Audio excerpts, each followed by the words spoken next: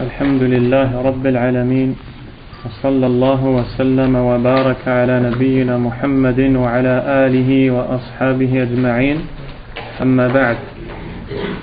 Aujourd'hui, Inch'Allah, c'est le 27e cours. Toujours dans le même livre. Mi'ata su'alin wa jawabin fil aqida. 200 questions et réponses dans la croyance. En fait, il faut savoir que ce livre, il a 224 questions. Mais l'auteur du livre l'a appelé 200 questions et réponses dans la croyance pour arrondir le nombre. Comme l'auteur de Al-Arba'in al-Nawawiyya, l'imam al-Nawawi rahimahullah, dans ce petit livre, il y a 42 hadiths. Et il les a appelés les 40 hadiths pour arrondir le nombre. Ala kulli hal, la semaine dernière, on a vu des questions qui sont en relation avec ce qui aura lieu le jour de la résurrection, le jour dernier. Car on est en train de parler de la foi au jour dernier. نتكلم عن الإيمان باليوم الآخر وما يتعلق به وما يكون بعد الموت. On est en train de parler de la foi au jour dernier, de ce qu'il y aura à partir de la mort jusqu'à Al-Jannah ou Nar, c'est-à-dire l'enfer et le paradis. Mais avant d'entrer dans le sujet, j'aimerais attirer votre attention sur une chose qui est très importante. أنبه الإخوة على أمر مهم جدا أن هذه المجالس مجالس الذكر, ces assemblées, les assemblées de rappel, Allah subhanahu wa ta'ala a créé des anges qui ont la fonction de chercher ces assises.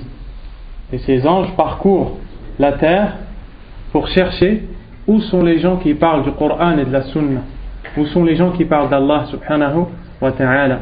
Le prophète sallallahu alayhi wa sallam a dit: Inna lillahi malaikatan yatufuna fi turuq yaltamisuna majalis adh-dhikr.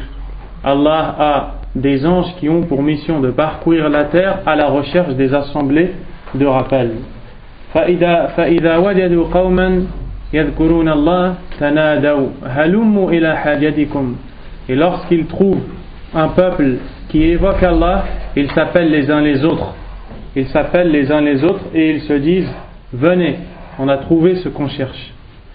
Ala kulli hal, dans ce hadith, Allah subhanahu wa ta'ala va demander aux anges qu'est-ce qu'ils font. Il va demander aux anges qu'est-ce qu'ils font. Les anges vont répondre: ils parlent de toi et Allah. Allah tabaraka wa ta'ala va leur dire: fahal ra'awni, est-ce qu'ils m'ont vu? Et les anges vont répondre: la ma ra'awk, non, ils ne t'ont pas vu. Allah subhanahu wa ta'ala va leur dire: qu'aurait-il fait s'ils m'avaient vu? Les anges vont leur dire: s'ils t'avaient vu, dans le sens du hadith, c'est que s'ils t'avaient vu, ils auraient été plus à chercher ta satisfaction et à faire des bonnes actions.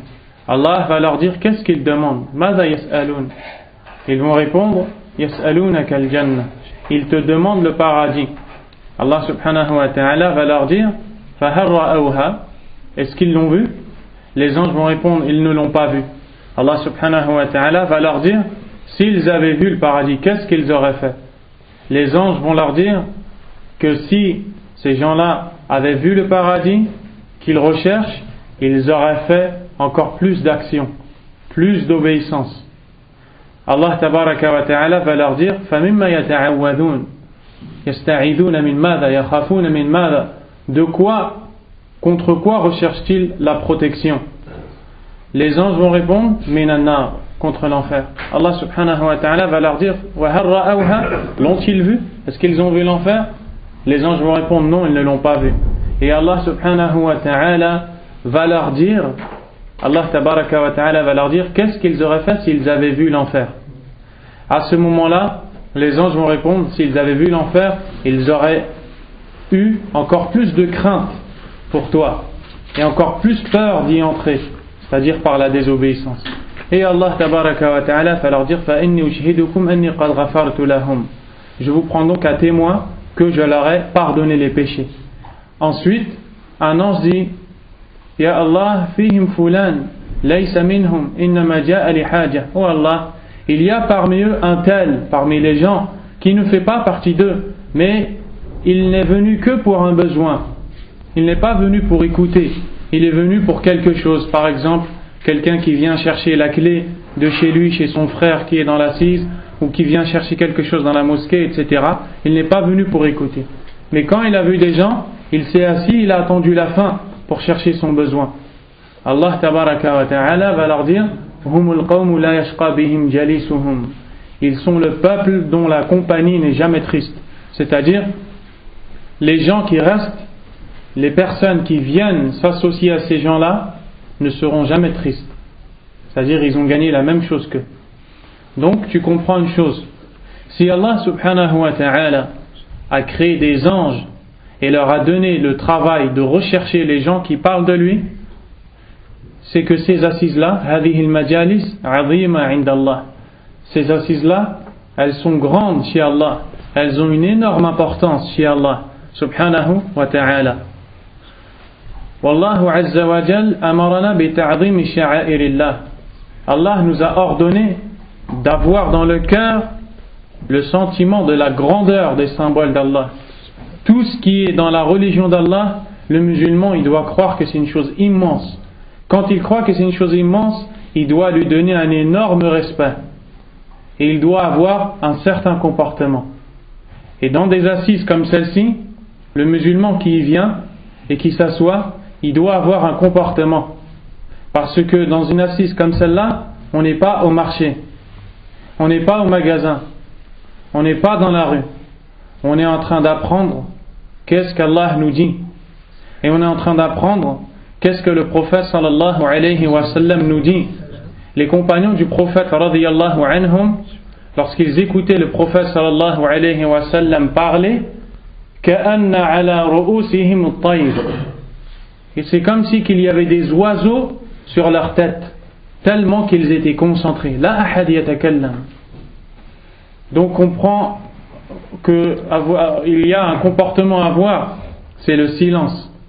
Le silence, pas par respect, pas simplement par respect pour la personne qui parle, ça c'est une chose, mais avant tout, le silence pour la parole d'Allah subhanahu wa ta'ala, le silence pour la parole du prophète sallallahu alayhi wa sallam.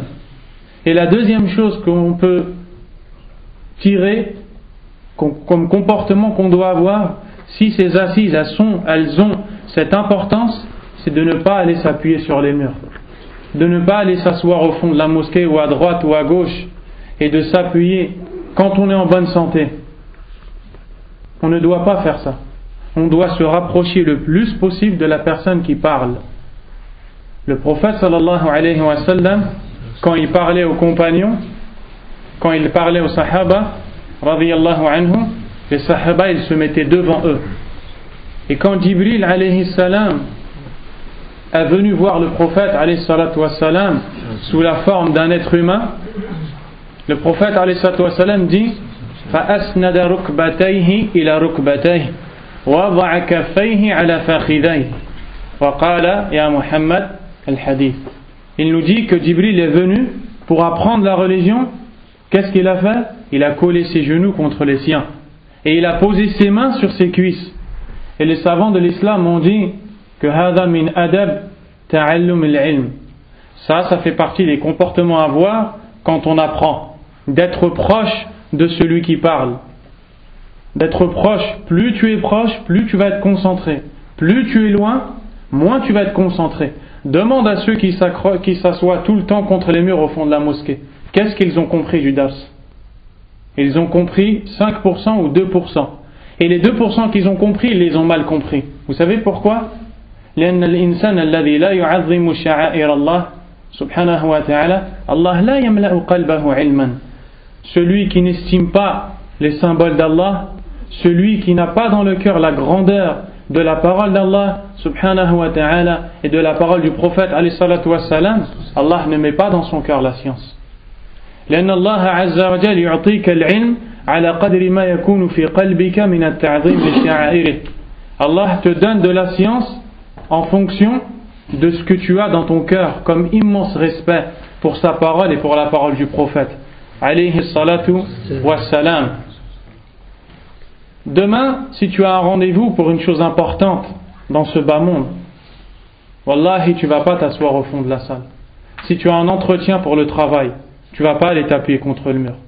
Si tu as un rendez-vous avec le maire pour qu'il te donne un appartement, tu ne vas pas aller t'appuyer contre le mur. Tu vas bien t'habiller et tu vas respecter la personne qui parle et tu vas te mettre devant lui et tu vas écouter attentivement tout ce qu'il dit. Et quand tu vas sortir de la salle, tu vas te rappeler de tout ce qu'il a dit. Comment se fait-il que quand tu viens à une assise de science, une assise où on dit Qala Allah, Qala Rasul, alayhi salatu wassalam, tu sors et tu as oublié. Tu sors et tu te rappelles plus de quoi on a parlé. Ou tu t'assois au fond et tu appuies ton dos. Hada liman kana lahu sihha, celui qui a la santé. Amma man kana maridan aw la yastati' an yajlis, la bas, la haraj, yattaki ala al-ha'it. Là on parle de celui qui est capable de rester assis. Celui qui a mal au dos ou qui a un problème de santé, il ne peut pas tenir comme ça. On ne va pas lui faire du tort, on ne va pas lui faire du mal. Celui-là, il s'appuie, il s'assoit sur une chaise, il s'appuie contre un mur. Mais celui qui a la santé, il doit se rapprocher. Il ne doit pas s'asseoir contre les murs. Parce que ça, c'est un manque de respect envers la parole d'Allah subhanahu wa ta'ala et la parole du prophète sallallahu alayhi wa sallam. Donc sachez que nous ici, on ne vient pas pour passer le temps. On vient pour écouter la parole d'Allah subhanahu wa ta'ala. Chaque ni'ma que tu as, chaque bienfait que tu as, c'est Allah qui te l'a donné subhanahu wa ta'ala. Donc toi tu dois lui être reconnaissant. Et une des façons d'être reconnaissant envers Allah, c'est de respecter sa parole et de respecter la parole du prophète sallallahu alayhi wa sallam. Ça se trouve, si quelqu'un discute avec toi et te parle, tu vas l'écouter attentivement. Et si on te dit Qala Allah ta'ala et on te dit un verset qui est long, tu vas écouter le début et à la fin tu vas aller discuter, tu vas pas écouter. Comment tu veux après que ton iman yaqwa, ta foi augmente? Comment tu veux que ta science augmente si toi tu ne donnes pas ce respect-là à la parole d'Allah subhanahu wa ta'ala? Donc ça c'est une chose importante. Wa aktharun nas ghafilun. Et la plupart des gens sont insouciants. Et ils se demandent pourquoi je ne comprends pas. Pourquoi je ne comprends pas? Et il ne sait pas que la cause de sa non-compréhension, ce qui fait qu'il n'a pas compris, c'est que dans son cœur, il n'a pas donné un respect à la parole d'Allah subhanahu wa ta'ala. Donc, on se fait tous ce conseil-là de respecter la parole d'Allah. Et quand il y a un cours où on étudie le Coran et la Sunna, on s'approche. Et on ne se cache pas. On ne se cache pas au fond de la mosquée ou dans le coin pour pas qu'ils nous voient, parce que s'ils nous posent des questions, on ne saura pas répondre. C'est une erreur. Tu dois venir te rapprocher et tu écoutes ce qui est dit. Jazakumullahu khayran. Ensuite, la semaine dernière, on a parlé de plusieurs questions par rapport à ce qui va se passer Yawm al-Qiyamah. On a parlé de an-nafkh fi sur, de lorsqu'on soufflera dans la trompe. Israfil alayhi salam va souffler dans la trompe pour avertir les gens que qamat al-qiyamah, que l'heure a commencé et le jugement va commencer. Combien de fois Israfil va souffler dans la trompe? Qui est-ce qui peut me répondre? Sharif. Il y a deux avis en fait. Il y a certains qui disent 2 fois, d'autres qui disent 3 fois. Il y a deux avis. Certains parmi les ulama disent qu'Israfil va souffler 2 fois dans la trompe. Et certains parmi les ulama disent qu'Israfil va souffler 3 fois dans la trompe. Taïb. Allah subhanahu wa ta'ala dit dans le Coran, dans surat al-Zumar, وَنُفِخَ فِي الصُّورِ, et on soufflera dans la trompe. فَصَعِقَ مَنْ فِي السَّمَاوَاتِ وَمَنْ فِي الْأَرْضِ إِلَّا مَنْ شَاءَ اللَّهِ. Alors, les habitants des cieux et de la terre seront foudroyés, sauf ce qu'Allah a accepté. ثُمَّ نُفِخَ فِيهِ أُخْرَى, puis on soufflera une autre fois dans la trompe. فَإِذَا هُمْ قِيَامٌ يَنْظُرُونَ, et les voilà debout à regarder. كَمْ نَفْخَ فِي هَذِهِ الْآيَةِ, combien de fois on va souffler dans ce verset? 2 fois. Dans l'autre verset, Allah tabaraka wa ta'ala a dit وَيَوْمَ يُنْفَخُ فِي الصُّورِ فَفَزِعَ مَنْ فِي السَّمَاوَاتِ وَمَنْ فِي الْأَرْضِ إِلَّا مَنْ شَاءَ اللَّهُ وَكُلٌّ أَتَوْهُ دَاخِرِينَ. Allah dit dans ce deuxième verset, et le jour où on soufflera dans la trompe, ce jour-là seront terrifiés ceux qui sont dans les cieux sur la terre. Ils auront la terreur dans le cœur, al-khawf al-shadid, al-faza'. Ils seront terrifiés, sauf ceux qu'Allah a exceptés. Combien de nafra il y a dans ce verset? Combien de soufflets il y a dans ce verset? Une seule fois. C'est pour ça que les savants ils ont divergé. Certains ont dit que Israfil va souffler 3 fois. Nafra lil faza', nafra lil sa'q al-maut, wa nafra lil ba'th al-qiyam. Ils ont dit Israfil va souffler une première fois pour leur mettre la terreur, la peur dans le cœur à tout le monde, une deuxième fois pour faire mourir les gens, une troisième pour les foudroyer et les faire mourir, une troisième fois pour réveiller et ressusciter tout le monde. Ceux qui ont dit que Israfil va souffler 3 fois, ils ont fait le rassemblement avec ces 2 versets. Ils ont dit Allah Azza wa Jalla, il a dit Sa'q dans le premier, et dans le deuxième il a dit le faza'. Dans le premier Allah a dit le foudroiement et dans le deuxième la peur. Donc c'est 2 choses différentes, ce qui veut dire qu'il y aura 2 soufflets différents. Et ensuite ils se sont basés aussi sur un hadith, mais ce hadith il n'est pas sahih, il est da'if, il est faible, dans lequel on parle de 3 fois. Les autres, et parmi les savants qui ont cet avis, l'imam Ibn Kathir, rahimahullah, les autres ont dit qu'Israfil va souffler 2 fois. Il va souffler 2 fois. Nafratun lil faza' thumma sa' wa nafratun lil ba'th. Ils ont dit il va souffler la première fois pour mettre la terreur dans leur cœur et ensuite ils vont en mourir de cette terreur. Donc ici ils ont rassemblé les 2 versets, ils ont dit il va souffler une fois, la première fois ça va leur mettre la peur et au bout d'un moment ils vont en mourir, et la deuxième fois il va les ressusciter. Et ils ont pris comme dalil le hadith qui est rapporté par Muslim, le hadith d'Abdullah ibn Umar. Le prophète sallallahu alayhi wa sallam a dit dans ce hadith ثُمَّ يُنْفَخُ فِي الصُّورِ, puis on soufflera dans la trompe, فَلَا يَسْمَعُهُ أَحَدٌ إِلَّا أَصْغَى لِيتًا وَرَفَعَ لِيتًا. Et aucun parmi les gens n'entendra sans ala kulli hal. Le sens de ce qu'il veut dire ici, c'est que quand ils vont entendre le bruit, ils vont bouger la tête comme ça. Ils vont bouger la tête comme ça, ils vont chercher à écouter d'où le son il vient. C'est ça que ça veut dire asra litan wa rafa'a litan. Ensuite il dit wa awwalu man yasma'uhu rajulun yalutu hawda ibilih. Et la première personne à entendre ce soufflet, c'est un homme qui s'occupera du bassin de ses chameaux. Il dit alayhi salatu wa salam fa yas'aqu wa yas'aqu an-nas. Alors il sera foudroyé et les gens aussi seront foudroyés. Pour l'instant, vous avez entendu combien de nafra? Combien de soufflets dans la trompe? Combien? Une seule fois. Et là, le prophète alayhi salam dit ثم يرسل الله أو قال ينزل الله مطرا كأنه الطل أو كأنه الظل. الطل هو المطر الذي يكون المطر الدائم وقطره صغار. Le prophète alayhi salam dit puis Allah enverra une pluie, et cette pluie il l'a décrit, c'est une pluie constante, elle tombera tout le temps en permanence, et les gouttes elles sont fines et elles goûtent tout le temps. Ensuite il dit fatanbutu minhu ajsadun nas. Pardon, voilà, il dit et là les corps des gens vont se refaire et vont sortir de la terre. Pour l'instant vous avez entendu combien de nafra? Combien de soufflets? Un seul. Et le prophète alayhi salam dit ثُمَّ يُنْفَخُ فِيهِ أُخْرَى فَإِذَا هُمْ قِيَامٌ يَنْظُرُونَ. Puis on soufflera dans la trompe une autre fois et les voilà debout à regarder. Et le hadith il est fini ici. Combien de fois vous avez entendu? 2 fois. Donc l'imam al-Qurtubi rahimahullah dit que ce qui est à retenir c'est qu'on soufflera 2 fois dans la trompe. La première fois quand on soufflera, tout le monde sera foudroyé. Et ensuite, entre la première et la deuxième, il y a une pluie qui va descendre. Cette pluie, le prophète alayhi salam a dit et Allah va faire descendre une pluie semblable au spermatozoïde de l'homme. Yani que les gouttes, elles seront solides, comme le spermatozoïde.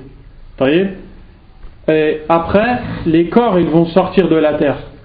Et ils ne seront pas encore en vie, mais ils vont se refaire. Et ils vont sortir de la terre. Et quand Israfil va souffler la deuxième fois, Allah subhanahu wa ta'ala va les réveiller. Et là, ils seront vivants. فَإِذَا هُمْ قِيَامٌ يَنْظُرُونَ. Et les voilà debout à regarder. La 113e question qu'on avait vue la semaine dernière, elle était en rapport avec la description du rassemblement. كَيْفَ يَكُونُ الْحَشْرُ يَوْمَ الْقِيَامَةِ. Vous vous rappelez qu'on a dit que الْحَشْرُ حَشْرَانِ. Il y a deux types de rassemblement. Qui est-ce qui peut me les rappeler? Tu peux, Younous? Qu'est-ce qui peut me les rappeler? Tu veux, Mamadou? Le rassemblement vers le Sham, parce que les gens fuiront le feu du Yémen, et le rassemblement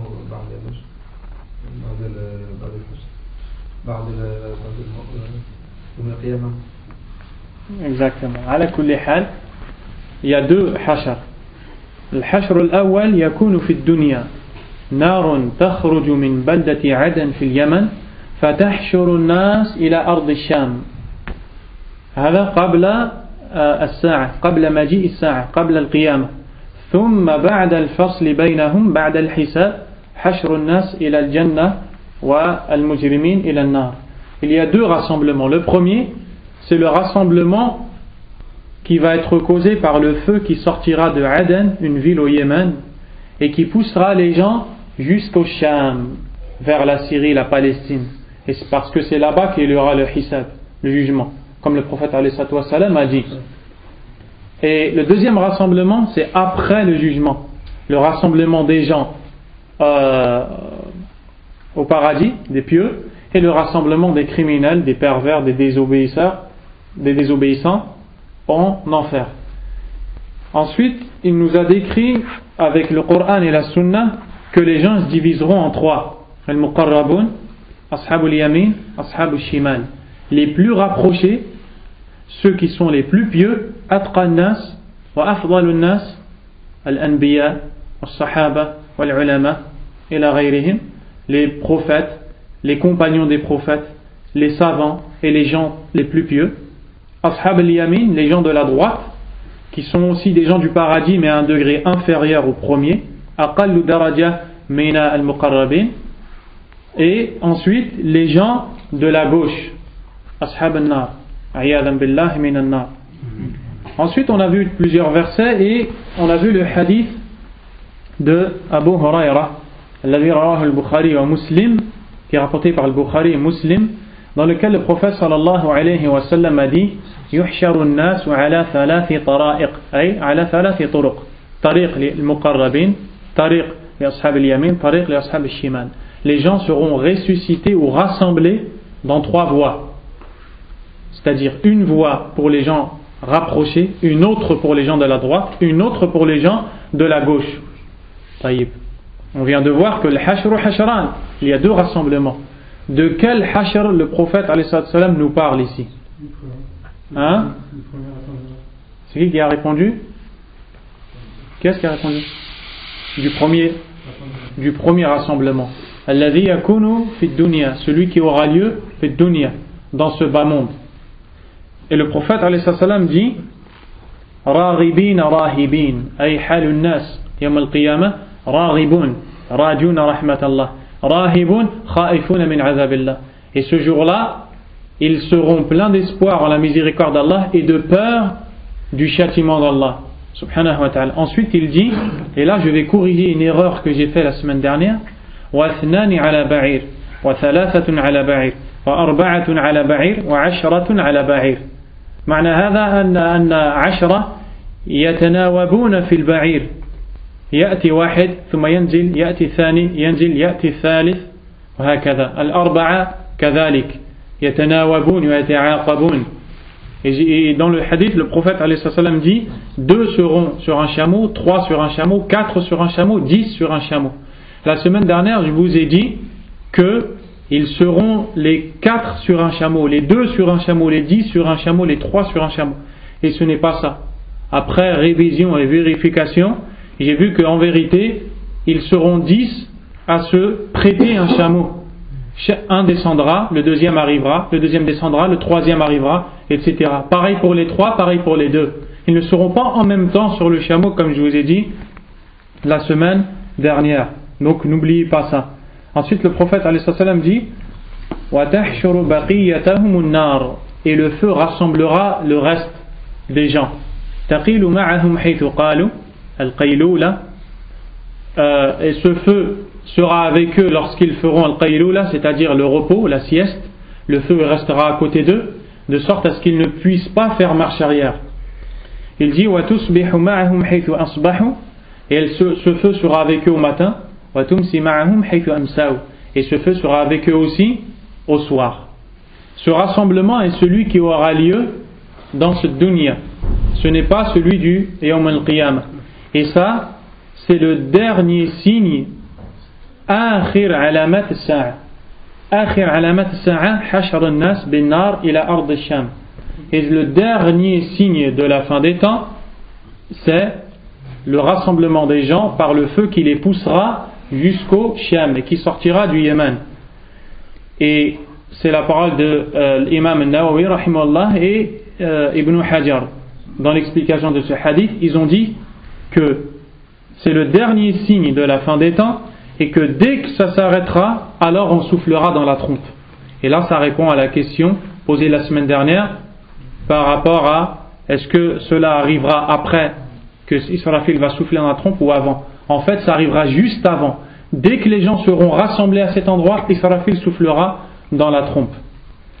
Également, la semaine dernière, je vous ai dit que le feu va rassembler tout le monde et va pousser tout le monde, ceux qui seront sur les chameaux et ceux qui seront à pied. Je retire cette parole. Une chose est sûre, c'est que le feu va pousser le reste des gens qui sont autres que ceux qui seront sur les chameaux. Quant à ceux qui seront sur les chameaux, Allahu A'lam. Il faut vérifier d'abord avant de s'avancer, de se précipiter comme j'ai fait dans ça. Donc, il se peut qu'ils seront avec leurs chameaux et qu'ils avanceront, parce que tout le monde ira dans cette terre pour se faire juger, sans que le feu ne les pousse, et il se peut que c'est le feu qui les pousse. Mais je ne suis pas sûr de ça, donc je retire. Une chose est sûre, c'est que autre que ceux qui sont dans le chameau, ils seront poussés par le feu jusqu'au Ard Sham. Et dans l'autre hadith, le prophète alayhi salam a dit Innakum mahshuruna hufatan uratan ghurla ay ghayr makhtunin kama bada'na awwala khalqin nu'iduh. Le prophète alayhi salam a dit vous serez rassemblés pieds nus, dévêtus et incirconcis. De quel rassemblement il nous parle ici, alayhi salatu wassalam? Hein? Il nous parle du deuxième. Parce que ça c'est le rassemblement des gens qui sortiront des tombes. Ces choses sont claires. Comment? Il y a deux. Ensuite, la Yom Kiyama, et le dernier, c'est pour les pieux au paradis. Non. Le rassemblement, il y a deux rassemblements. Le rassemblement dans ce bas monde pour aller vers la terre du Sham. Et le deuxième, c'est le rassemblement des gens au paradis et des autres en enfer. Ce rassemblement-là, il commence à partir de la tombe. C'est un long chemin qu'ils vont faire jusqu'à être rassemblés en paradis, les autres à rassembler en enfer. السؤال الخامس عشر بعد 100 كيف صفة الموقف من الكتاب. La question 115, comment est la description de la station debout que les gens occuperont le jour du jugement dernier dans le Coran? Car الموقف هو مقام الناس يوم القيامة كونهم قائمين يوم القيامة. La station debout que les gens occuperont le jour du jugement dernier. Comment elle est décrite par Allah subhanahu wa ta'ala? Allah azza wa jal répond. Al-Jawab, قال الله تعالى ولا تحسبن الله غافلا عما يعمل الظالمون إنما يؤخرهم ليوم تشخص فيه الأبصار مهطعين مقنعي رؤوسهم لا يرتد إليهم طرفهم وأفئدتهم هواء. La réponse, Allah subhanahu wa ta'ala dit ولا تحسبن الله غافلا عما يعمل الظالمون. Et ne crois pas qu'Allah est inattentif à ce que fait ou ce que font les injustes. Ne crois pas qu'Allah ne sait pas ce que les injustes font. Allah dit إنما يؤخرهم أي يؤجلهم يترك لهم المجال. Il ne fait que de les reculer, c'est-à-dire de leur laisser du temps, ليوم تشخص فيه الأبصار, pour un jour où les regards seront figés, أي العيون مرتفعة ولا تتحرك تشخص فيه الأبصار, le jour où les yeux seront levés et ils ne bougeront plus, les regards figés. Allah dit مهطعين مقنعي رؤوسهم, مهطعين أي مسرعين. قال تعالى مهطعين إلى الداع أي مسرعين إلى الداع. مقنعي رؤوسهم رافعين رؤوسهم رافعين رؤوسهم لا يرتد إليهم طرفهم لا تتحرك أعينهم وأفئدتهم هواء أي خالية من كل شيء لشدة الهوى لشدة الخوف. Allah Azza wa Jal dit ils s'en précipiteront, ils se presseront de répondre à l'appeleur. Allah Azza wa Jal va envoyer un ange qui va appeler les gens. وَاسْتَمِعْ يَوْمَ يُنَادِ الْمُنَادِ مِنْ مَكَانٍ قَرِيبٍ. Et écoute attentivement le jour où l'appeleur appellera d'un endroit proche. À ce moment-là, quand ils entendront, ils se précipiteront d'aller à cet endroit. مُهْطِعِينَ إِلَى الدَّاعِ. Ils se précipiteront à répondre à l'appel de l'appeleur. مُقْنِعِي رُؤُوسِهِمْ, avec leur tête élevée. لَا يَرْتَدُّ إِلَيْهِمْ طَرْفُهُمْ. Leurs yeux ne se ferment plus, les paupières ne bougent plus, tellement qu'ils ont peur. وَأَفْئِدَتُهُمْ هَوَى قُلُوبُهُمْ خَالِيَةٌ. Et leurs cœurs seront vides. Ils seront vides de toutes choses, ils ne penseront plus à rien, tellement ils auront peur d'Allah subhanahu wa ta'ala, et tellement la situation sera difficile. Donc ça, c'est une des descriptions de la scène qui se passera le jour du jugement dernier, et comment les gens seront quand ils seront debout à attendre l'heure. وقال تعالى يوم يقوم الروح والملائكة صفا لا يتكلمون إلا من أذن له الرحمن وقال صوابا. Allah Azza wa Jalla a dit dans ce verset le jour où l'âme se lèvera, l'esprit se lèvera. L'esprit c'est qui? Man al-Ruh, Jibril alayhi salam. Le jour où l'esprit se lèvera accompagné des anges en rang. Donc on voit une des scènes de la station debout, de la position debout du jour du jugement dernier. Le jour où Jibril arrivera et se lèvera, et également les anges avec lui, et ils se mettront en rang. La yatakallamun, ils ne parleront pas, illa man adina lahu ar-Rahman, sauf celui à qui le miséricordieux a donné la permission de parler, wa qala sawaba, et qu'il dira des bonnes paroles. Il dira des bonnes paroles. Alors que dans l'autre verset, vous avez entendu qu'Allah Azza wa Jalla a dit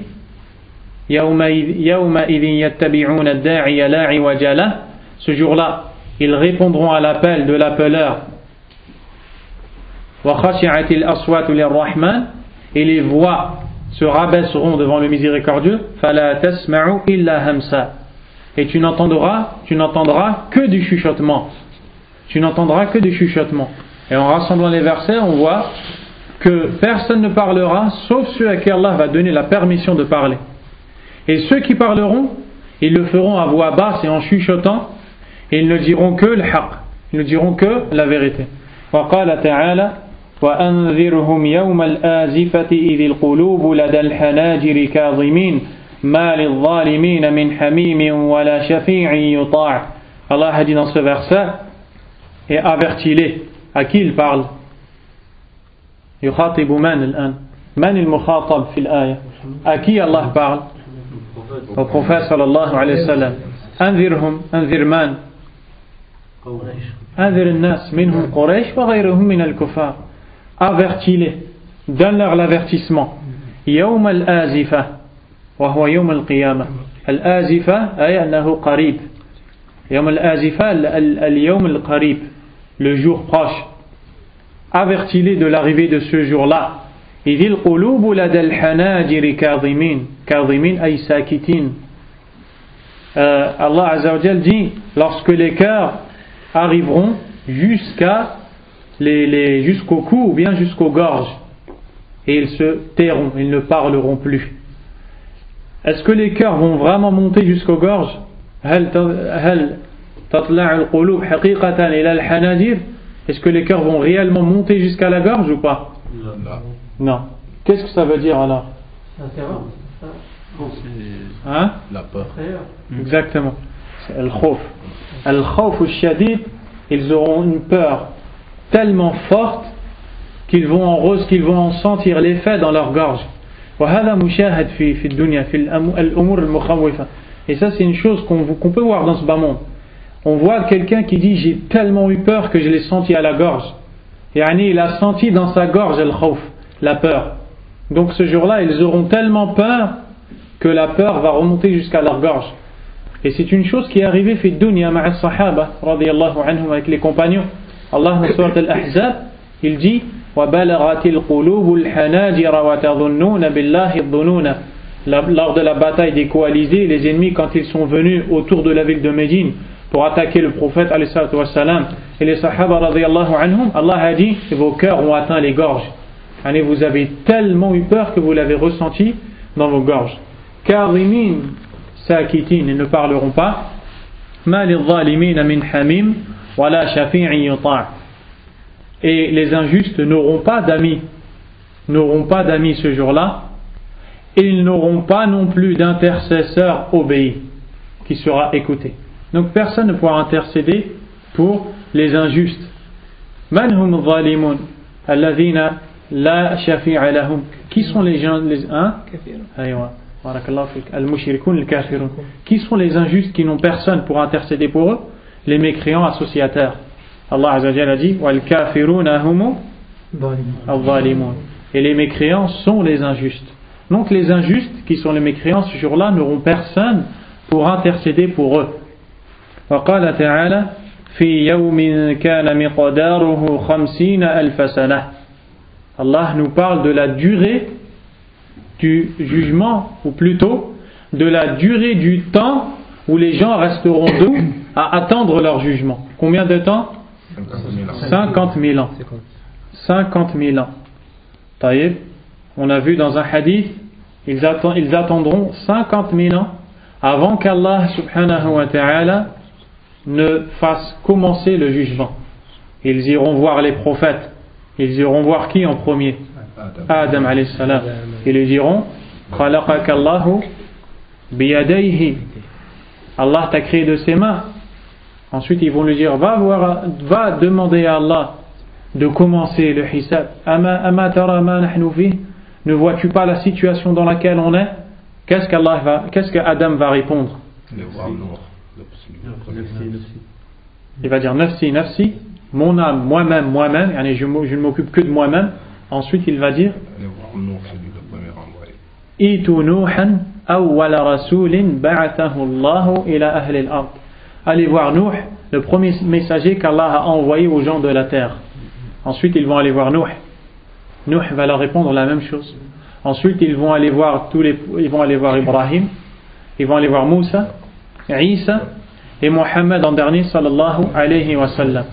À ce moment-là, le prophète sallallahu alayhi wa sallam a dit فَأَسْجُدُ تَحْتَ الْعَرْشِ أو كما قال alayhi wa sallam, je vais me prosterner en dessous du trône. فَأَحْمَدُ اللَّهَ بِمَحَامِدَ لَمَا كُنْ عَرِفْهَا اللَّهُ عَلَّمَنِيهَا. Et je vais faire les éloges d'Allah par des formules que je ne connaissais pas. C'est Allah qui va me les enseigner. Il va se prosterner. يَقَعُ سَاجِدًا تَحْتَ الْعَرْشِ. Il va tomber prosterné en dessous du arsh, du trône, et il va commencer à invoquer Allah. Yad'u Allah wa yuthni ala Allah. Et il va faire les éloges d'Allah. Et Allah va lui enseigner sur l'instant même des manières d'invoquer Allah qu'il ne connaissait pas fi dunya. Et les savants ont pris de ce hadith-là que les noms d'Allah subhanahu wa ta'ala ne sont pas dénombrables. On ne sait pas combien ils sont. Car Allah va lui enseigner pendant cette prosternation des noms avec lesquels il va l'invoquer. qui ne connaissaient pas dans ce bas monde. Quoi qu'il en soit, ou ceci dit, le prophète alayhi salam va invoquer Allah jusqu'à qu'Allah va lui dire: Ya Muhammad, irfa' ra'sak wasal tu'ta washfa' tushaffa'. Oh Muhammad, lève ta tête, demande, tu vas être exaucé, et intercède, l'intercession t'est accordée. Kayfa tusamma hadhihi shafa'a? Comment cette intercession s'appelle? Al-shafa'atul kubra wa al-shafa'atul 'uzma, la plus grande intercession. Hiya khassatun bir rasul alayhi salam Muhammad. Elle est particulière à notre prophète Muhammad sallallahu alayhi wa sallam. Et donc ce moment-là durera 50 000 ans. وقال تعالى سنفرغ لكم أيها الثقلان. من الثقلان؟ الإنس والجن. بارك الله فيك. الله عز وجل dit سنفرغ لكم أيها الثقلان، أي سترون سيفرغ الله لحسابكم. يفرغ الله عز وجل لحسابكم. Allah عز وجل leur dit, ce qui peut m'amener en français, si vous avez le livre ou bien le mushaf traduit en français. Ala kulli hal, le sens de ce verset, on va regarder comment ils ont traduit, parce que des fois les mots sont... Allah subhanahu wa ta'ala dit dans ce verset: nous allons bientôt entreprendre votre jugement, ô vous les deux charges. Les deux charges sont les hommes et les djinns. Allah dit: nous allons bientôt entreprendre votre jugement, en employant une phrase sanafrughu lakum. À la base, cette phrase-là, quand on dit sa'afrughu laka, c'est-à-dire atafarraghu laka, atruku kulla shay wa atafarraghu lak, aj'alu waqti khassatan lak, c'est-à-dire je vais me détacher de toute chose. Ça c'est le sens arabe, en premier, c'est que je vais me consacrer mon temps à toi, je vais libérer mon temps pour m'occuper de toi. Parce que les Arabes avant, quand ils menaçaient quelqu'un, ils leur disaient sa'afrughu lak, je vais libérer mon temps pour toi et tu vas voir ce qui va t'arriver. Allah leur a dit sanafrughu lakum, parce qu'il parle à eux, ces Arabes qui connaissent ces phrases là. Il leur dit la même chose que vous dites: je vais m'occuper de vous. Sanafrughu lakum ayyuha thaqala. Je vais m'occuper de vous, de votre jugement, ô vous les deux charges. Wa ghayru dhalika kathir. Et bien d'autres versets encore sont venus nous décrire la scène dans laquelle les gens seront debout avant leur jugement. Maintenant qu'on a vu des preuves dans le Coran, on va en voir d'autres dans la Sunna. Al-Su'al السادس عشر بعد المئة, question 116. كيف صفة الموقف من السنة? Quelle est sa description à travers la Sunna, c'est-à-dire à travers les hadiths du prophète, les paroles du prophète sallallahu alayhi wa sallam. Al-Jawab fiha ahadith kathira. Réponse: il y a beaucoup de hadiths. Minha, parmi ceux-ci, Ali ibn Umar radiyallahu anhuma, عن النبي صلى الله عليه وسلم يوم يقوم الناس لرب العالمين الآية قال: يقوم أحدهم في رشحه إلى أنصاف أذنيه. الرشح العرق. Le prophète sallallahu alayhi wa sallam a commenté la parole d'Allah dans Surat les Fraudeurs, le verset 6, dans laquelle Allah dit يوم يقوم الناس لرب العالمين, c'est-à-dire le jour où les gens se tiendront debout devant le Seigneur des mondes. Le prophète sallallahu alayhi wa sallam a dit: l'un d'entre eux se tiendra debout dans sa transpiration jusqu'à ce qu'elle atteigne la moitié de ses oreilles. Al-Rashah huwa al-araq, c'est la transpiration. Car on sait que le jour du jugement dernier, Allah tabaraka wa ta'ala yudni ash-shams min khalqihi, il va faire abaisser le soleil et faire descendre le soleil tellement bas que les gens vont transpirer. Et parmi les savants, il y en a qui disent que le soleil qui descendra n'est pas le soleil de cette dunya, n'est pas ce soleil-là, c'est un autre soleil qu'Allah va faire descendre. Quoi qu'il en soit, dans le hadith qui est rapporté par Muslim selon le Miqdad ibn al-Aswad radiyallahu anhu, le prophète sallallahu alayhi wa sallam dit Tadnu shams yawm al-qiyamati min al-khalq, le soleil se rapprochera le jour du jugement dernier des créatures hatta takuna minhum ka miqdar al-mil, jusqu'à être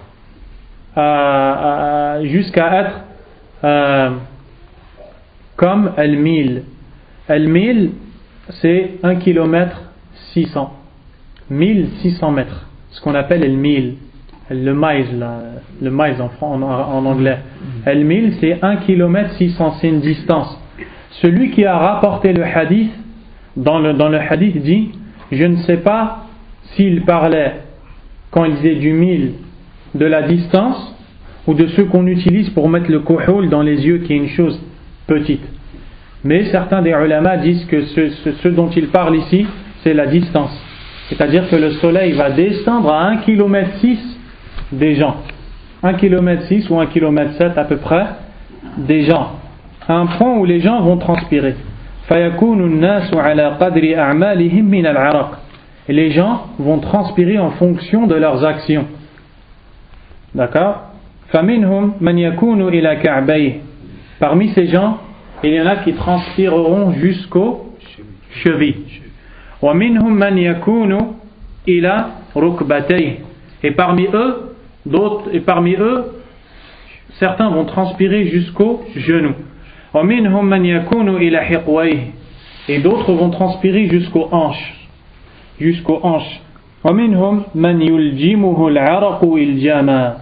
Et parmi eux, certains vont être pris dans leur transpiration entièrement. Et ensuite dans le hadith,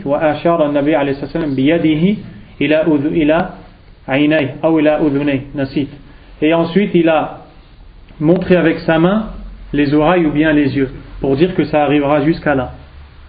Nous ici on vient de voir que les gens vont transpirer. À un point où certains vont transpirer jusqu'aux chevilles, d'autres aux genoux, d'autres à la hanche et d'autres jusqu'aux oreilles. Comment certains peuvent se poser la question et se dire comment est-il possible que le soleil descende, c'est le même soleil qui descend et pourtant certains vont transpirer plus bas ou différemment que les autres. À cause de leur péché. Exactement, c'est à cause de leur péché que la transpiration elle va monter ou descendre. Dhunub kathira, araqun kathir. Dhunubun qalila, araqun qalil. Mais comment les gens ils seront à côté les uns les autres, et il y en a un qui va transpirer jusqu'à là, jusqu'aux oreilles, l'autre jusqu'à la hanche, l'autre jusqu'aux genoux et l'autre jusqu'aux chevilles. Comment? Aïssa? On n'a pas les mêmes dimensions dans la matière. Déjà ça c'est la première chose. Al-mawazin wa نسيت الكلمة المقاييس في الدنيا ليست كمقاييس الآخرة. Les choses qu'on mesure dans ce bas monde ne sont pas comme celles qu'on mesure dans l'au-delà. Les choses qui se passent dans ce bas monde sont différentes à celles de l'au-delà. Et ensuite, la réponse la plus simple,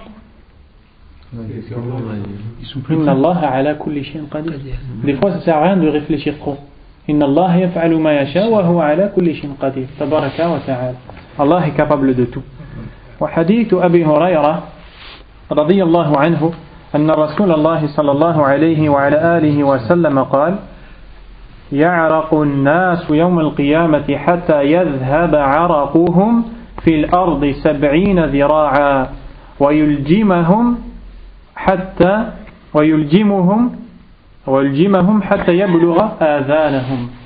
Dans ce hadith-là, et il est aussi rapporté par le Bukhari ou Muslim, le prophète sallallahu alayhi wa sallam dit: les gens transpireront le jour de la résurrection jusqu'à ce que leur transpiration atteigne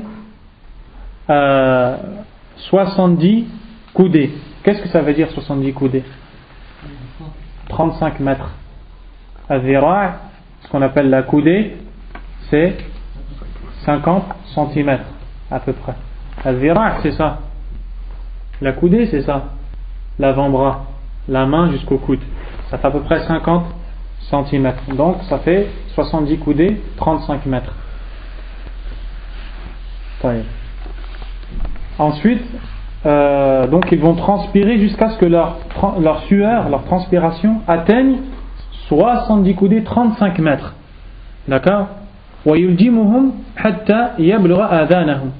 Et aussi, cette transpiration va les recouvrir jusqu'à atteindre leurs oreilles.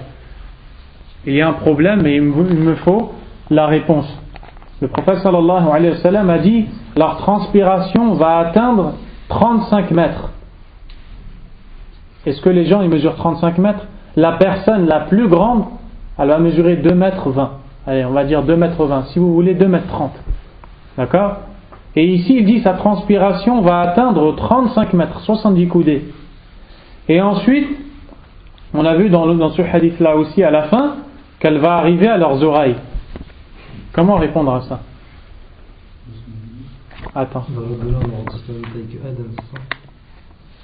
pas ça la réponse. Encore du motion? Non, c'est pas ça. C'est la réponse de Al-Araq. Hein? ايش؟ بارك الله فيك. يغوص في الأرض، يدخل في الأرض. العرق عرقان في هذا الموقف. عرق يخرج منهم ثم يدخل في الأرض ويغوص فيها 70 ذراعا وعرق في أجسادهم حتى الأذن.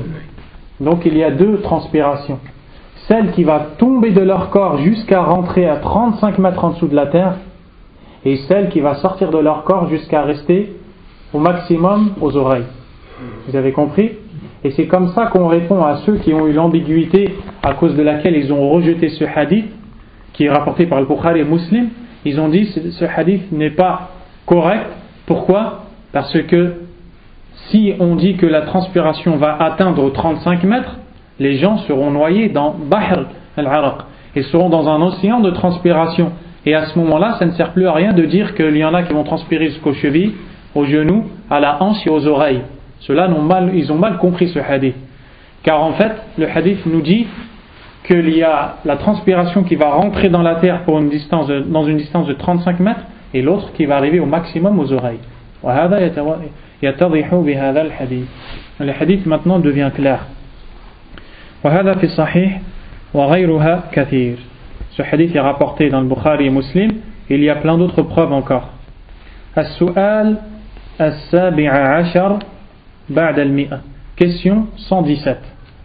كيف صفة العرض والحساب من الكتاب. On est en train de voir maintenant مراحل دار الآخرة. مرحلة أو مرحلة. Il y a des étapes le jour dernier pour arriver jusqu'au paradis pour les pieux ou jusqu'à l'enfer pour les gens qui ont désobéi. Il y a plein d'étapes. Après cette étape-là, qui est la station debout, il y a ce qu'on appelle al-ard, l'exposition, et al-hisab, le jugement. Vous vous rappelez qu'on a parlé de l'hisab, le jugement, et on a dit que l'hisab minqasimu ila qismayn, se divise en deux. Il y a deux types de jugement. Qui est-ce qui peut me les rappeler? Qui est-ce qui se rappelle? Al-hisab al-yasir wal-hisab al-asir. Le jugement facile et le jugement difficile. Allah a dit dans le Coran, فَأَمَّا مَنْ أُوتِيَ كِتَابَهُ بِيَمِينِهِ. Quant à celui à qui on remettra le livre dans la main droite, فَسَوْفَ يُحَاسَبُ حِسَابًا يَسِيرًا. Celui-là sera jugé d'un jugement facile. Et Allah Azza wa Jalla dit dans un autre verset, عَلَى الْكَافِرِينَ غَيْرُ يَسِيرٍ. Ce jour-là ne sera pas facile pour les kuffars, pour les mécréants. Donc il sera difficile. Ala kulli hal, on va voir maintenant la réponse d'abord de cette question. Comment est la description de cette exposition qu'il y aura et de ce jugement? Jawab, قال الله تعالى يومئذ تعرضون لا تخفى منكم خافية. Allah a dit dans ce verset, ce jour-là, vous serez exposés. تعرضون على الله. Vous serez exposés devant Allah. La takhfa minkum khafiya. Rien de vous ne sera caché. Donc on voit que tout le monde sera exposé à Allah et que personne ne pourra se cacher. Et ici Allah a dit la takhfa minkum khafiya, rien de vous ne sera caché. Est-ce que dans ce bas monde tu peux cacher une chose d'Allah? Tu ne peux pas. Pourquoi alors Allah a dit la takhfa minkum khafiya ilman anna Allah azza wa jalla daiman la yakhfa alayhi khafiya. Allah, rien n'est jamais caché de lui. Et pourtant ici il a dit ce jour-là rien de vous ne sera caché. Pourquoi? Qu'est-ce qu'il y a dans les cœurs? Hein? Qu'est-ce qu'il y a dans les cœurs? C'est-à-dire il faut que ça soit plus Abdul Karim, non? En fait, ici, il y a des choses qu'on peut se cacher entre nous, ouais. Mais le jour du jugement dernier, les choses même qu'on cachait entre nous, Allah il les fera sortir en fait. Barakallah. Jazakallah khairan. Ça c'est la première moitié de la réponse. C'est déjà bien. Il a dit, parce qu'il y a des choses qu'on peut se cacher entre nous dans ce bas monde. Et l'au-delà, on ne peut pas se les cacher. Donc ça, maintenant ça devient clair. Le jour où Allah va vous dévoiler un point que vous ne pourrez plus vous cacher comme vous l'avez fait dans ce bas monde. Abdel Aziz? Parfois du jugement difficile? Non. L'autre moitié, c'est que dans ce bas monde, les gens, ils font des choses mauvaises, ils se cachent, et quand quelqu'un les a vus ou sait qu'ils ont fait ces choses-là, qu'est-ce qu'ils font? Ils nient. Ils disent non, je n'ai pas fait ça. Je n'ai pas fait ça. Et tu ne pourras pas le prouver parce que cette chose, elle a eu lieu, ça y est, et personne ne l'a vu sauf toi. Et tu n'as pas de preuve, tu ne peux pas le prouver. Donc, en quelque sorte, c'est une chose cachée par rapport aux autres gens. Mais le jour du jugement dernier, Allah va montrer ses actions à tout le monde. Donc, il ne pourra plus dire ce n'est pas moi qui a fait ça ou je n'étais pas là. Parce que tout le monde va voir et rien ne sera caché. وقال تعالى et Allah a dit dans Surat Al-Kahf وعرضوا على ربك صفا لقد جئتمونا كما خلقناكم أول مرة. Et Allah a dit et ils seront exposés à leur Seigneur en rang. Et Allah leur dira لقد جئتمونا, vous nous êtes venus كما خلقناكم أول مرة, comme quand on vous a créé la première fois. Comment Allah les a créés la première fois? كيف خلقهم الله أول مرة? La réponse? جزاك الله خيرا. حفاة عراة غرلا غير مختونين. Nus, dévêtus, nus, pieds nus, incirconcis. Donc, Allah Azza wa Jal nous rassemblera et nous fera comparaître, et on sera exposé pour comparaître devant lui subhanahu wa ta'ala, et ce jour-là, on sera en rang. فقال تعالى ويوم نحشر من كل أمة فوجا فممن يكذب ويوم نحشر من كل أمة فوجا ممن يكذب بآياتنا فهم يوزعون حتى إذا جاءوا قال أكذبتم بآياتي ولم تحيطوا بها علما أم ماذا كنتم تعملون ووقع القول عليهم بما ظلموا فهم لا ينطقون.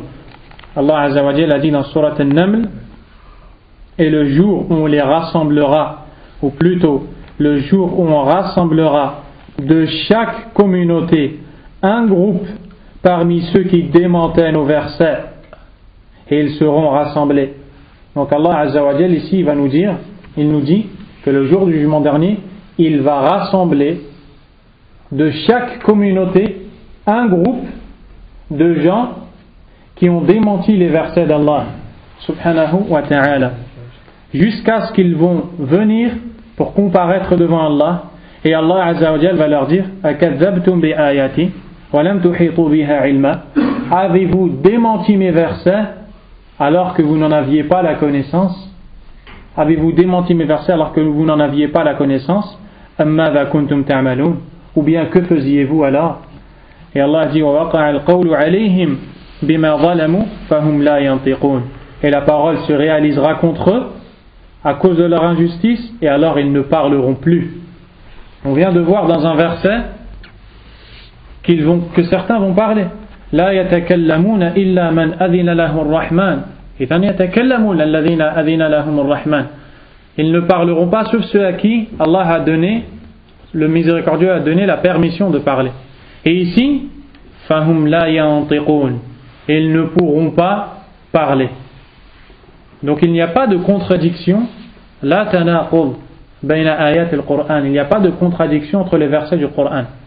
Cela, Allah tabaraka wa ta'ala leur empêchera de parler. Ils ne pourront plus parler. Et les autres, Allah va leur donner la permission de parler.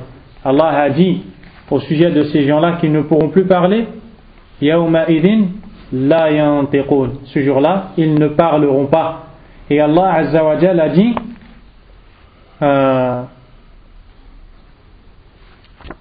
Allah musta'an, j'ai oublié le verset.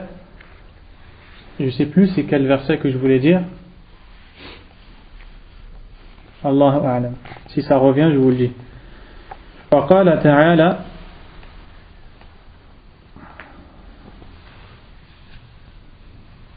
Allah Azza wa Jalla a dit dans Surat Yasin اليوم نختم على أفواههم وتكلمنا أيديهم وتشهد أرجلهم بما كانوا يكسبون. Aujourd'hui, c'est-à-dire le jour de la résurrection, on va sceller leur bouche et اليوم نختم على أفواههم وتكلمنا أيديهم, et leurs mains se mettront à nous parler, وتشهد أرجلهم بما كانوا يكسبون, et leurs jambes témoigneront sur ce qu'ils ont fait comme ça. Donc cela, Allah Azza wa Jalla va sceller leur bouche, ils ne pourront plus parler, ils ne pourront plus trouver un argument pour se défendre.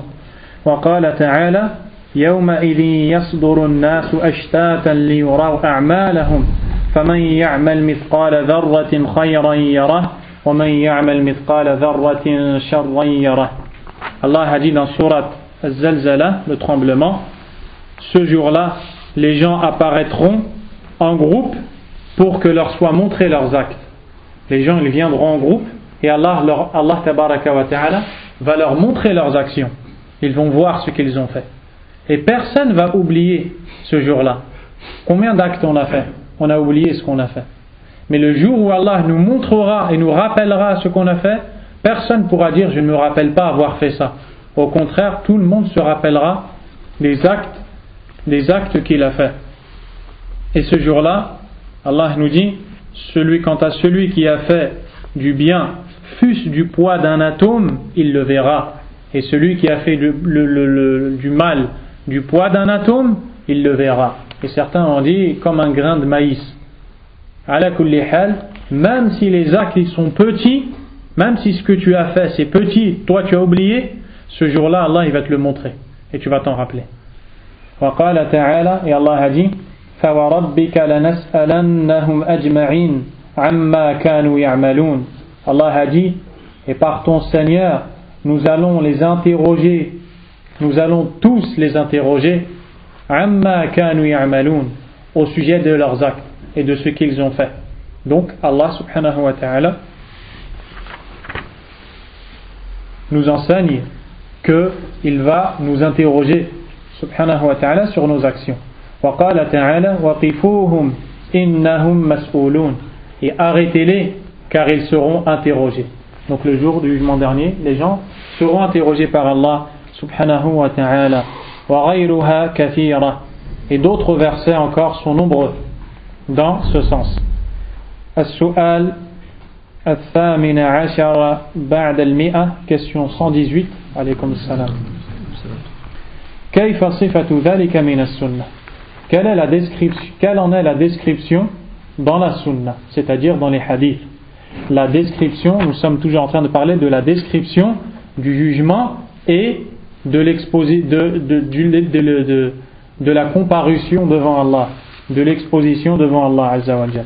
Al-jawab, fihi ahadith kathira, beaucoup de hadiths. Minha, qawluhu sallallahu alayhi wa ala alihi wa sallam, la parole du prophète, Man nuqish al-hisab udhib. Celui à qui celui qui sera le jour du jugement dernier. Hein? Là, c'est pas contesté. Celui qui à qui on va débattre dans son jugement. Après, vous allez le comprendre. Celui qui aura un jugement dans lequel il y aura beaucoup de questions-réponses, il sera amené à débattre de son jugement. Il sera châtié. Ça, c'est le hisab al-asir. C'est le châtiment difficile. قالت عائشة رضي الله عنها, Aïcha a dit, أليس يقول الله تعالى فسوف يحاسب حسابا يسيرا. À ce moment-là, elle a dit, Allah n'a-t-il pas dit, quant à celui qui reprend son livre dans sa main droite, il sera jugé d'un jugement facile.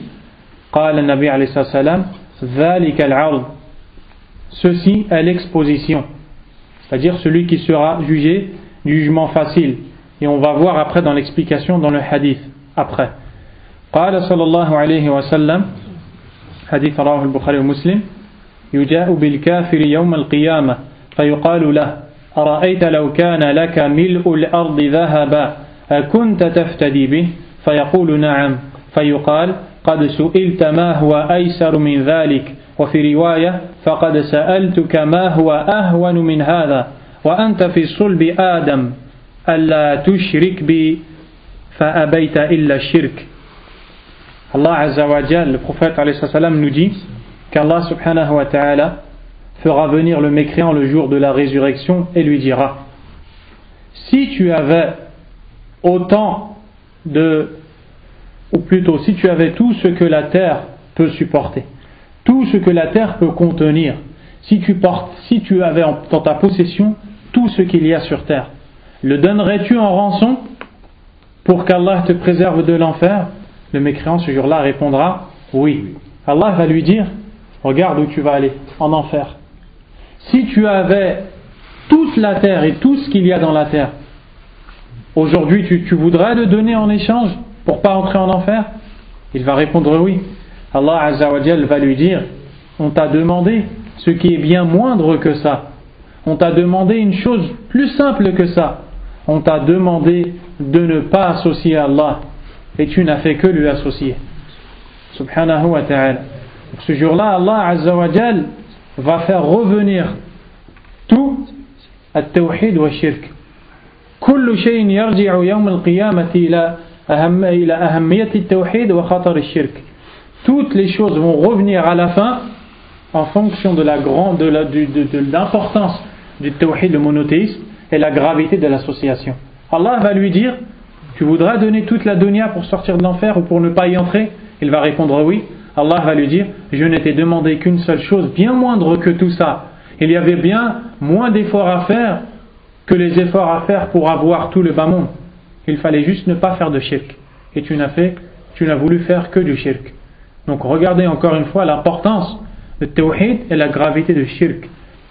فقال صلى الله عليه وعلى آله وسلم رواه البخاري ومسلم كذلك ما منكم من أحد إلا سيكلمه ربه. Personne d'entre vous, ou bien il n'y a pas une personne d'entre vous à qui son Seigneur ne lui adressera pas la parole. ليس بينه وبينه ترجمان. Il n'y aura personne entre eux pour le traduire. Il n'y aura personne qui traduira la langue. C'est-à-dire que quand Allah va nous adresser la parole le jour du jugement dernier, tout le monde va le comprendre. De sorte à ce que personne n'ait besoin que quelqu'un ou un traducteur vienne expliquer. Donc personne ne pourra fuir. Il n'aura besoin d'aucun traducteur. فَيَنْظُرُ أَيْمَنَ مِنْهُ أي على يمينه فلا يرى إلا ما قدم من عمله. Il regardera à sa droite et ne verra que les actes qu'il a préparés pour le jour du jugement dernier. وينظر أشمأ منه أي على شماله وأصحاب المشأمة أصحاب الشمال. Et il regardera à sa gauche فلا يرى إلا ما قدم. Et ne verra que les actes qu'il a avancés pour ce jour-là. وينظر بين يديه أمامه فلا يرى إلا النار تلقاء وجهه. Et il regardera devant lui et il ne verra que l'enfer en face de son visage. فاتقوا النار ولو بشق تمرة. Craignez donc l'enfer, Prémunissez-vous donc contre l'enfer, ne serait-ce qu'en donnant en aumône la moitié d'une date. وَلَوْ بِكَلِمَةٍ طَيِّبَةٍ, ne serait-ce que par une bonne parole. Donc dans ce hadith, le prophète sallallahu alayhi wa sallam nous montre une description de cette comparution devant Allah, à un point où personne n'évitera le fait qu'Allah lui adressera la parole sans qu'il n'ait besoin de traducteur. Lorsqu'il regardera à droite, il ne verra que ses actes. Lorsqu'il regardera à gauche, il ne verra que ses actes. Lorsqu'il regardera en face, il ne verra que l'enfer devant lui. وقال صلى الله عليه وعلى آله وسلم يدنو أحدكم يعني المؤمنين من ربه يعني يوم القيامة حتى يضع كنفه عليه أي حتى يضع الله عليه ستره حتى لا يراه الناس فيقول عملت كذا وكذا فيقول نعم ويقول عملت كذا وكذا فيقول نعم فيقرره ثم يقول إني سترت عليك في الدنيا وأنا أغفرها لك اليوم يقرره أي يجعله يقر ويعترف. Le prophète sallallahu alayhi wa sallam a dit, l'un d'entre vous, c'est-à-dire vous les croyants, l'un d'entre vous sera rapproché de son Seigneur le jour du jugement dernier, à un point où il placera son voile sur lui. C'est-à-dire, là ici on parle du jugement facile, al-hisab ou al-yasir. On a dit al-hisab ou al-yasir, qu'est-ce que c'est? Dans l'explication du verset, فَسَوْفَ يُحَاسَبُ حِسَابًا يَسِيرًا, il sera jugé facilement. Le prophète alayhi salam a dit ذَلِكَ الْعَرْض, c'est l'exposition. Alaykum salam. Cette chose nous est expliquée dans ce hadith-là, qui est le fait que le croyant sera rapproché de son Seigneur jusqu'à ce qu'il mettra un voile sur lui. Pourquoi il mettra le voile sur lui? Pour cacher ses péchés, que pour personne d'autre que lui n'entende ce qu'il va lui dire. Et là, Allah va lui dire, tu as fait telle et telle chose, tu as fait ça, tu as fait ça, et il reconnaîtra tout ce qu'il a fait. Allah va lui faire reconnaître tous ses péchés. Puis, après qu'il ait reconnu tous ses péchés, Allah lui dira, je te les ai cachés et couverts dans ce bas monde, et je te les pardonne aujourd'hui. Et d'autres hadiths nous ont décrit cette scène qui aura lieu, qui est l'exposition ou bien la comparution devant Allah et le jugement. السؤال التاسع عشر بعد المئة, la question 119, كيف صفة نشر الصحف من الكتاب? Quelle est la description du déploiement des feuillets dans le Coran? Et bien, maintenant on vient à une autre étape parmi les étapes qui auront lieu après la mort jusqu'à la fin, qui est l'entrée au paradis ou en enfer. Cette étape, c'est nashr al-suhuf, ay suhuf al-a'mal, al-suhuf allati kutibat fiha al-a'mal, le déploiement des feuillets, les feuillets dans lesquels tous les actes commis par chacun d'entre nous sont enregistrés et inscrits. On sait que Allah subhanahu wa ta'ala a mis pour chaque personne deux anges, un à droite, un autre à gauche. Celui qui est à droite a pour fonction d'enregistrer toutes les bonnes actions que la personne fait. Celui qui est à gauche a pour fonction d'enregistrer toutes les mauvaises actions que la personne fait dans ce bas monde. Et le jour du jugement dernier, tout cela sera rassemblé dans un registre et il sera remis à la personne concernée, celle qui a fait ses bonnes actions ou ses mauvaises actions. C'est ce qu'on appelle le déploiement des feuillets. Comment cela arrivera? Comment cela a été décrit? La réponse dans les versets du Coran, Al-Jawab, قال الله تعالى وكل إنسان ألزمناه طائره في عنقه ونخرج له يوم القيامة كتابا يلقاه منشورا اقرأ كتابك كفى بنفسك اليوم عليك حسيبا. ألزمناه طائره في عنقه أي أعماله، طائره أي أعماله، كما قال ابن كثير رحمه الله والسعدي رحمه الله. وكل إنسان لم يظلمه الله بل يوم القيامة لا يجد إلا أعماله. وكل إنسان ألزمناه يوم القيامة طائره أي أعماله في عنقه لا يحمل وزر غيره. Allah Azza wa Jalla a dit, et à chaque homme ou bien et chaque homme portera sur son cou, ou chaque homme porte sur son cou ses œuvres. Chaque homme porte sur son cou ses œuvres. Et on lui fera sortir le jour du jugement dernier un livre déployé.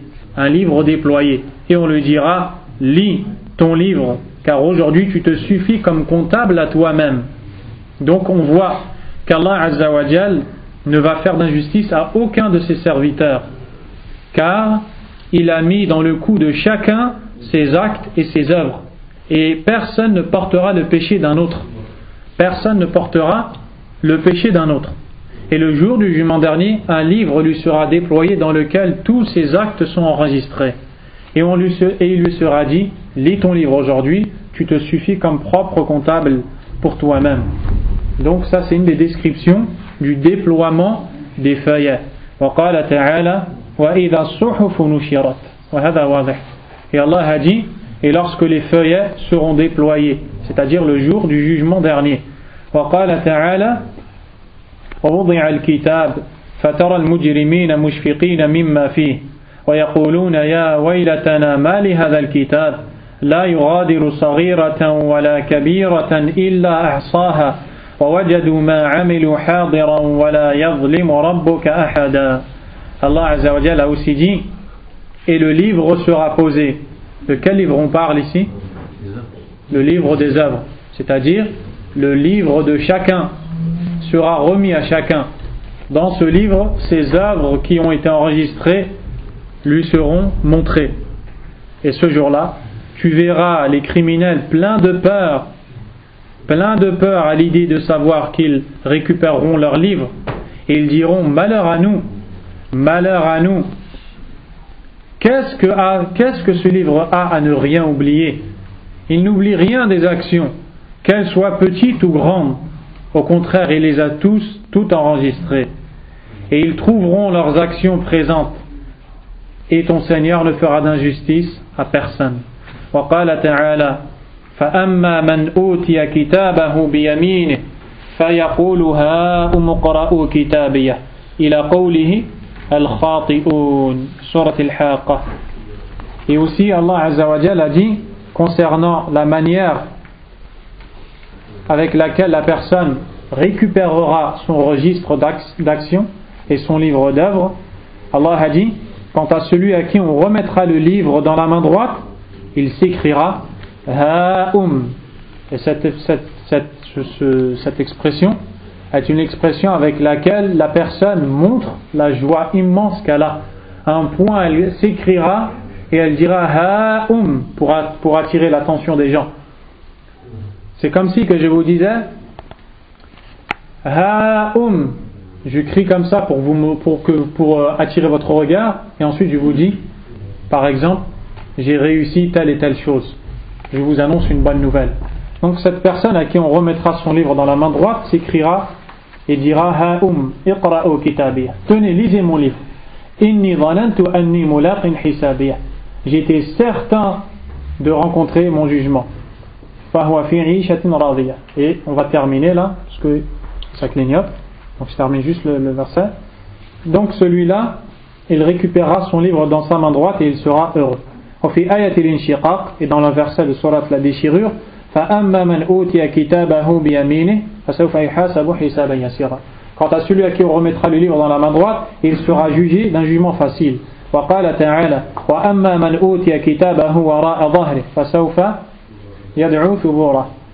celui à qui on remettra son livre dans son dos, il invoquera la destruction contre lui-même. Donc certains vont le prendre de la main droite, d'autres dans le dos. Le cheikh nous dit فهذا يدل على أن من يؤتى كتابه بيمينه يؤتاه من أمامه ومن يؤتى كتابه بشماله يؤتى من وراء ظهره والعياذ بالله. Cela nous montre que celui à qui on remettra le livre dans la main droite le recevra face à lui. Quant à celui à qui on lui donnera dans sa main gauche, il le prendra de la main gauche mais dans son dos. Et en fait ça c'est une divergence chez les savants, qui est la question de est-ce qu'il y a trois façons de remettre le livre. Certains prendront le livre dans la main droite, d'autres dans la main gauche, d'autres derrière le dos. Les autres ont dit il y a deux façons. On va le prendre dans la main droite et dans la main gauche. Ceux qui ont dit qu'il y a deux façons, ils ont dit qu'en fait ceux qui prendront le livre dans la main gauche le prendront dans leur dos. dans leur dos. Et ceux qui ont dit qu'il y a la main droite pour les bonnes actions, la main gauche et par le dos, ils ont dit la main gauche, c'est les pécheurs parmi les musulmans. Ils prendront leur livre dans la main gauche. Quant aux mécréants, le prendront dans leur dos. Et certains aussi ont dit, les hypocrites prendront leur livre dans la main gauche et les mécréants prendront leur livre dans la main droite. Quoi qu'il en soit, il y a deux livres. Le livre des bonnes actions, le livre pour les pieux et le livre pour les pécheurs. Wallahu a'lam wa sallallahu wa sallam wa baraka ala nabiyyina Muhammad wa ala alihi wa ashabihi ajma'in. Subhanakallahumma wa bihamdik. Ashhadu an la ilaha illa anta astaghfiruka wa atubu ilayk.